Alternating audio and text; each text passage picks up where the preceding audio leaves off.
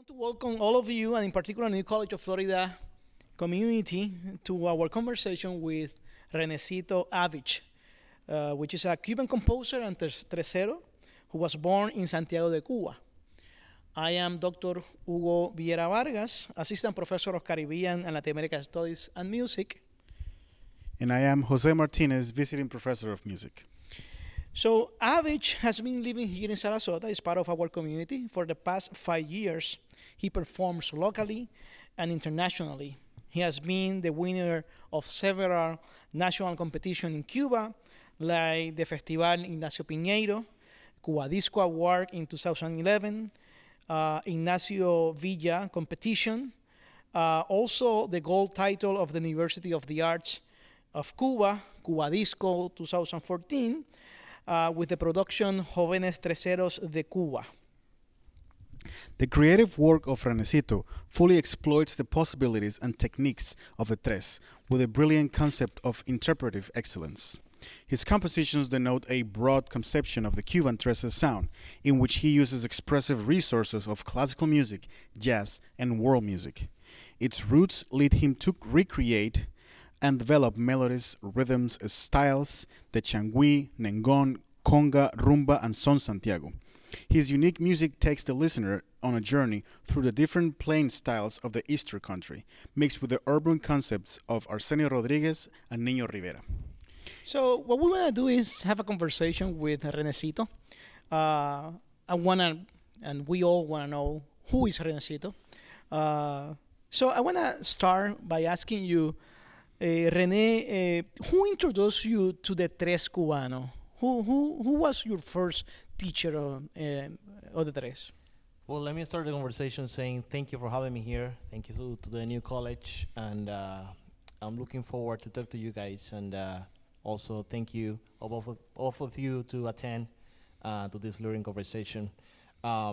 So my first professor of the tres cubano was my classical guitar teacher. I studied classical guitar for 9 years. But to make a quick story, I'm a big fan of the percussion since I was, 4 years old. The percussion is a very important part of my life since the first thing that I learned to play was the clave. So I was trying to get in the school on percussion, but for some reason I couldn't. So they offered me the guitar. And they say maybe next year, after 1 year being in the school, you can change into percussion. And I fell in love with the guitar. And that professor, who were my guitar teacher, saw in me my Cuban roots very firm, very floating around me. So he told you're gonna play Cuban music, not classical music. So his name is Pedro Rodriguez. So I was, wondering that you're from Santiago de Cuba. You're not from Havana. So that's in the east part of the island, and it's known to be a land of many great musicians and traditional music. So can you describe, what was like living in Santiago and and listen to all this music, to all this traditional music? How that influenced you in the way you play and on the tres? It's weird to mention that I was into the Cuban music, not the classical. Living in Cuba, I'm a Cuban. So you definitely can go in the music in different direction, but living in Santiago de Cuba is different to not play your roots, your Cuban roots, your Cuban music, because on the corner you can find a musician playing an amazing song. Maybe playing bongos, maybe playing tres. It's important to mention that the most famous instrument in my hometown is the tres. Mm-hmm.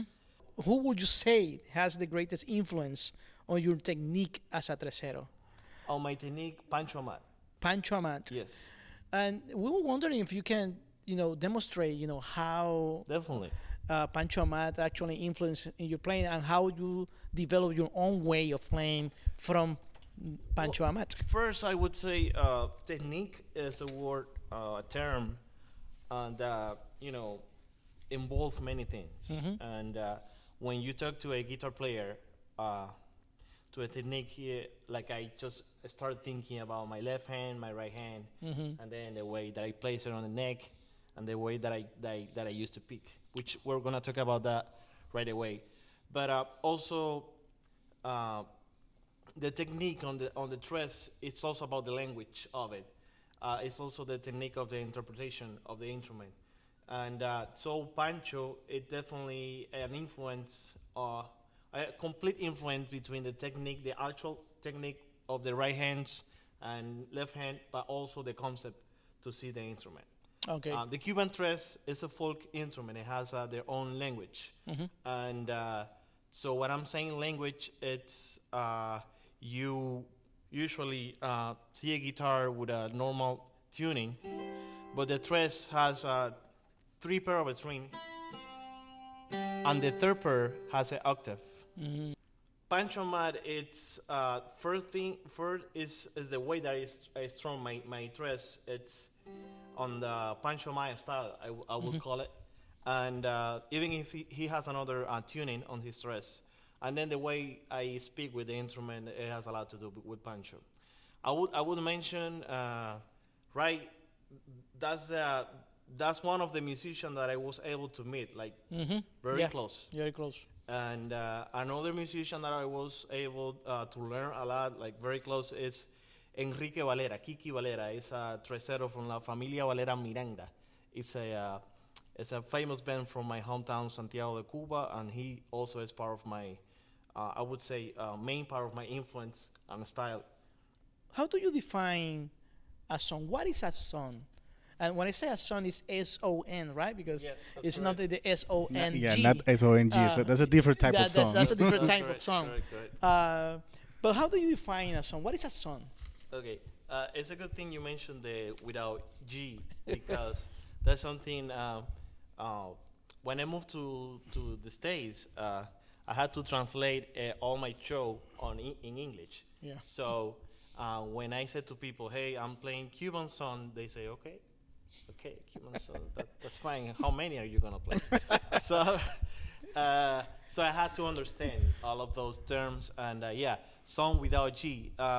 The Cuban song, it's one of the most important roots of the Latin music, and it has the roots on their consigns, El Changui, Kiribá, and Nengón. I'm mentioning this family. This is part of the Cuban family because it has pattern that they're coming from those genres. Okay. For example.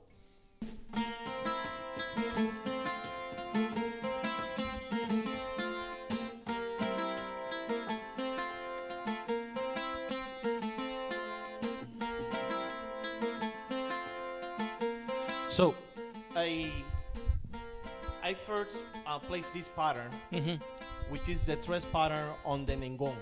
Okay. And I have to mention the Nengón because the song has mainly the same way to layer. So the tres say.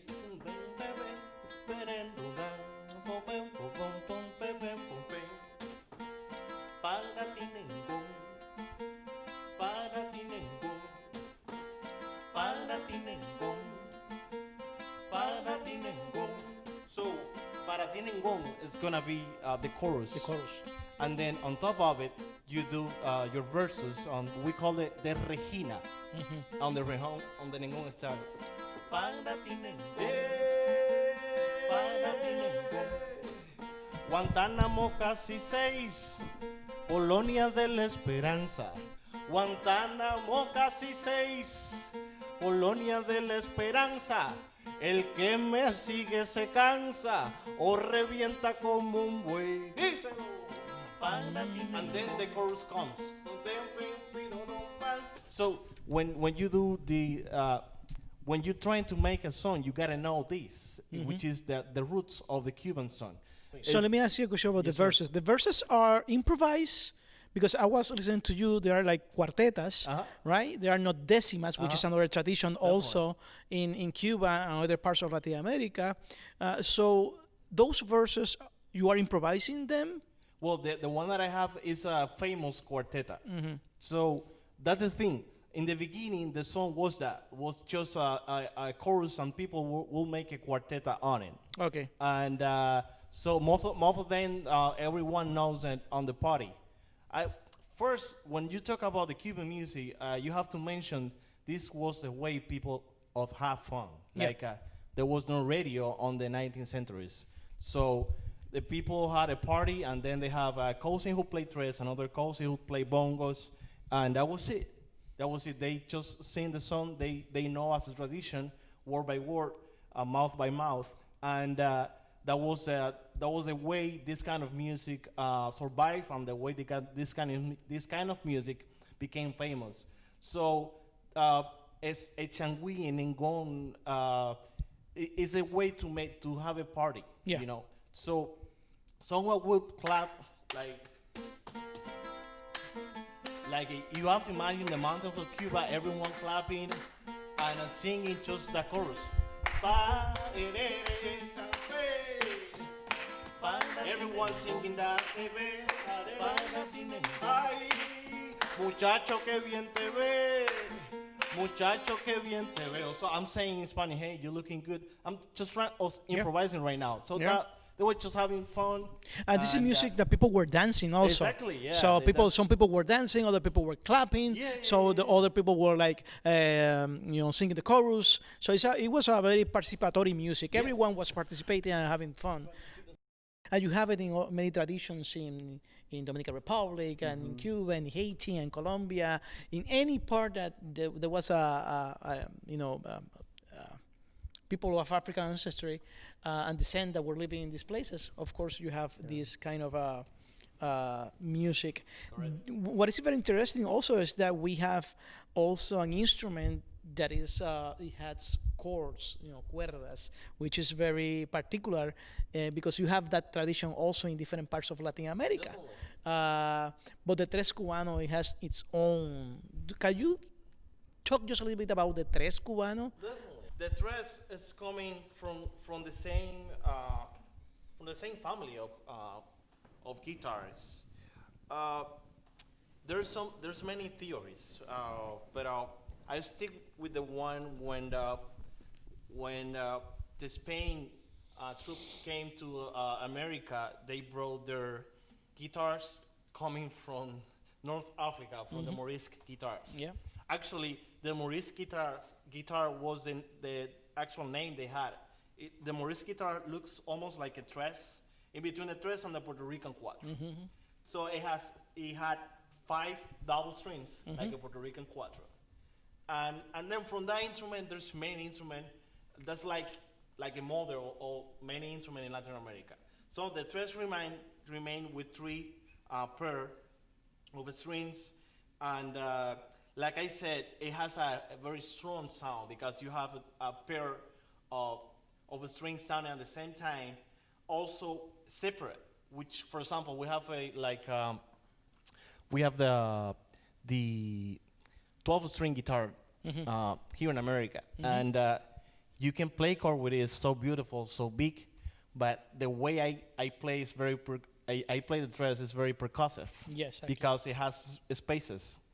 Sometimes when you mention the Cuban tres and the influence, I mentioned the primary, of course, the primary musicians that I learned from, but also doing some investigation, I find out the tres is just like timbales or 3 congas. It's very percussive. So some people say, for example, that this is a melodic. You can play a melody with the tres, but also you can make a percussive pattern with it.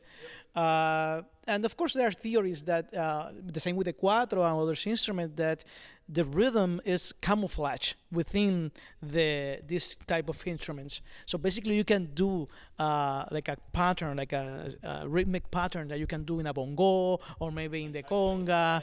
It's yeah.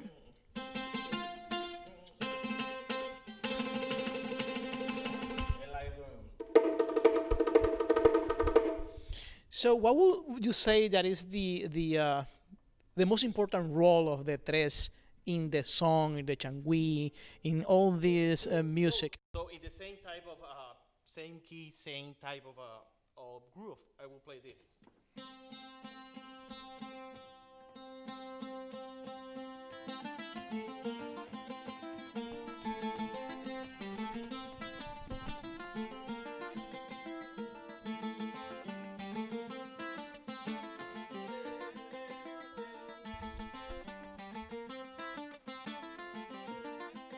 So when you listen to that, what comes to your mind? It's very danceable. Very danceable, right? But then there is a chorus saying like this. Castellano, qué bueno baila usted.